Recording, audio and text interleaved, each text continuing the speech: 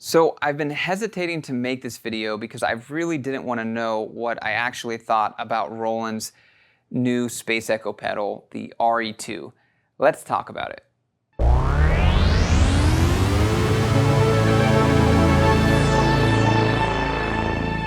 Hi, I'm Zach Marr from Alamo Music here in San Antonio, Texas. You can find us online at alamomusic.com. If you haven't already, hit the subscribe button, turn on your notifications. This is our Alamo Sound Lab channel where we talk about all things music tech related.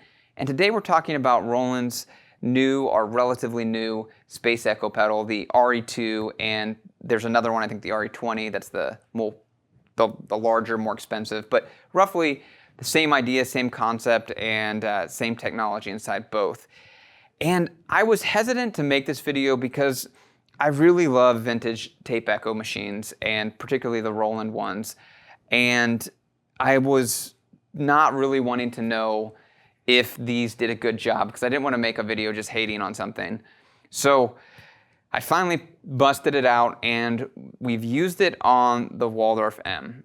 And I think it's important when you're using pedals, and especially pedals that are intended to be a recreation of like a vintage type effect, there's a lot at stake. And by that I mean, I think not enough credit is given in these discussions to whatever the technology in the instrument is. If it's analog, digital, whatever, the final output stage and the technology used in kind of the final output stages on all these instruments really have a lot of flavor that they add to instruments. And I think that oftentimes what personally I found is instruments from similar eras often play better with each other. So like a vintage tape machine, I think adds a lot of character to a vintage synth.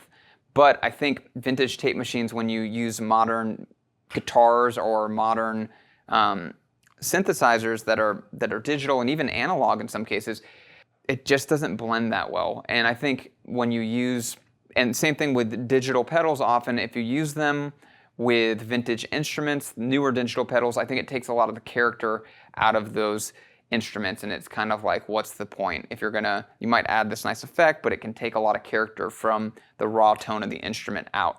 So I was curious, and then it's also not just errors, but analog and analog effects, digital with analog effects, analog with digital effects. I think some of those, there's some choices that are made there that fundamentally alter the tone.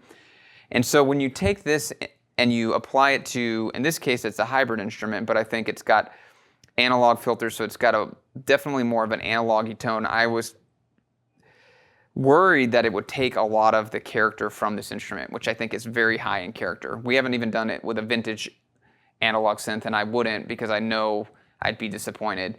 But we plugged it in and listened to it, and this is my thoughts on it. So my thoughts are, this actually does a surprisingly good job of giving you the musical nature of vintage tape machines. There's a lot of, with the wow and flutter effect, there's a lot of musicality that you can do by playing with those machines, and the controls on here do a good job of allowing you to recreate that musicality. At the same time, and that was a surprise to me, I didn't realize how good it would feel. At the same time, I do think it definitely compresses the character and kind of makes it more, it gives it a more bland overall flavor. So it adds more color in the sound and the complexity of the sound, but the overall flavor is dulled a little bit. And I think it's a pro and a con. I think doing this with a digital synth you would not have as much of an issue. But digital synths often have their own effects built in, but it might not have a complex kind of tape delay emulation. So I definitely think that it's probably great for that. It does a great job of giving you the character of and the kind of musicality of one of those machines. I do think it has some problems when you interface it with something that has a lot of character, a vintage instrument or an analog or hybrid instrument. I think there's some consequences to that. But overall, I'm really pleased and surprised. So I'm not as disappointed as I thought I would be, and I definitely think it's a cool instrument. So let's take a listen and we'll conclude with some final thoughts.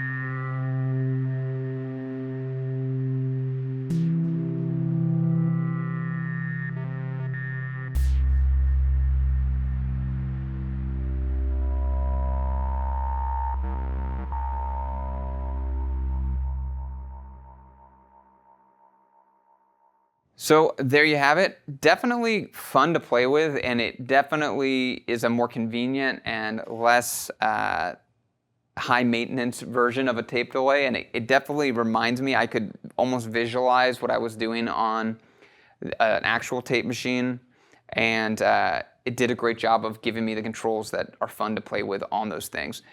I will say one other thing. I think part of the magic in today's world with music is the visual element, which I think is something new. I don't think the visual element was as important and as part of the music as it is today, with just the kind of ubiquity of cameras and being able to film things. And I do think there's something to be said for how visual vintage tape machines are. And I do think there's an interesting opportunity for manufacturers in making vintage tape machine delays, adding a visual element to them really perhaps could make them even more exciting, even if it was just like a little screen that was showing how it would have looked visually. I think that the OP1 does that in some ways. It's got a lot of visual components, and I think that's underrated. The visual element is currently underrated when it comes to design. I think a lot of that in this kind of visual age, it contributes to the sound, which is strange to say, but seeing somebody engage, seeing sound even represented is stimulating. So just a last random thought. But I'd love to hear your thoughts on these pedals. What have been your experience? Do you think I'm making a mountain out of a molehill for tape delay emulations versus the original deal? Please leave a comment below if you'd like to talk more as well. Go to almamusic.com. We'd love to see you there. Chat with us. Send us an email. Love to hear from you. Thank you again for watching, and until next time.